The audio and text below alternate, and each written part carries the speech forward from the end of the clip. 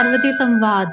एक बार माता पार्वती ने भगवान शिव से कहा कि प्रभु, मैंने पृथ्वी पर देखा है कि जो व्यक्ति पहले से ही अपने दुखों से दुखी है, आप उसे और ज्यादा दुख प्रदान करते हैं, और जो सुख में है आप उसे दुख नहीं देते हैं।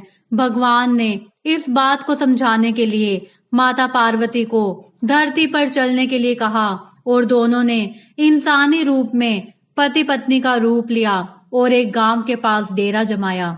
शाम के समय भगवान ने माता पार्वती से कहा कि हम मनुष्य रूप में यहाँ आए हैं, इसलिए यहाँ के नियमों का पालन करते हुए हमें यहाँ भोजन करना होगा।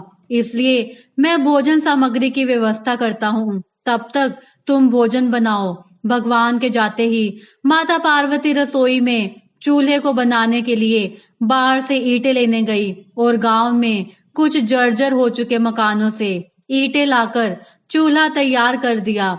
चूल्हा तैयार होते ही भगवान वहां पर बिना कुछ लाए ही प्रकट हो गए। माता पार्वती ने उनसे कहा, आप तो कुछ लेकर नहीं आए, भोजन कैसे बनेगा? भगवान बोले, पार्वती, अब तुम्हें इसकी जरूरत नहीं पड़ेगी। भगवान ने माता पार्वती से पूछा कि तुम चूल्हा बनाने के लिए इन ईंटों को कहां से लेकर आई? तो माता पार्वती ने कहा, प्रभु, इस गांव में बहुत से ऐसे घर भी हैं जिनका रख रखाव सही ढंग से नहीं हो रहा है। उनकी जर्जर हो चुकी दीवारों से मैं ईंटें निकाल कर ले आई। भगवान ने कहा, दीवारों से ईंटें निकाल कर ले आए?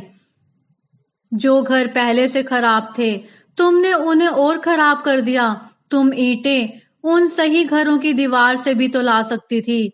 माता पार्वती बोली, प्रभु, उन घरों में रहने वाले लोगों ने उनका रख रखाव बहुत सही तरीके से किया है और वो घर सुंदर भी लग रहे हैं। ऐसे में उनकी सुंदरता को बिगाड़ना उचित नहीं होता।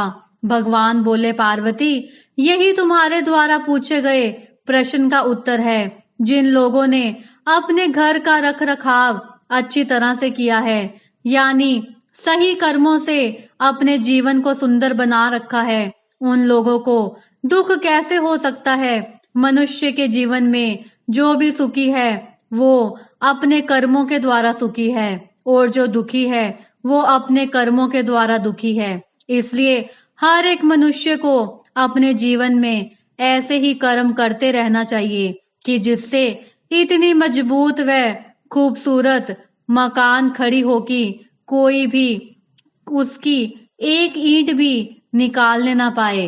ओम नमः शिवाय।